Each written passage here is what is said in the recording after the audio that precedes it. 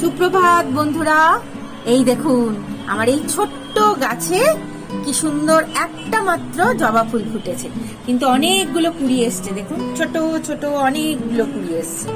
এই দেখুন ফুলটা দেখুন কি সুন্দর হয়েছে ফুলটা।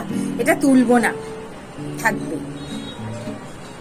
আগের দিন আপনাদের বলছিলাম না যে এই জবা গাছটা আমার বছর দেড়েকের, একটু কুড়ি আসছিল না, গাছটাও যেন কেমন হয়ে যাচ্ছিল। তারপর অনেক সার দিয়েছি এটার পেছনে, ভার্মি কম্পোস্ট, নিম খোল এসব দিয়ে টিয়ে এখন দেখুন কি সুন্দর আজকেই ফুটেছে। সকালে এসেই দেখি কি সুন্দর এই ফুলটা ফুটে আছে। দেখেছেন কি ভালো লাগছে, কালারটা খুব সুন্দর না? খুব ভালো লাগছে।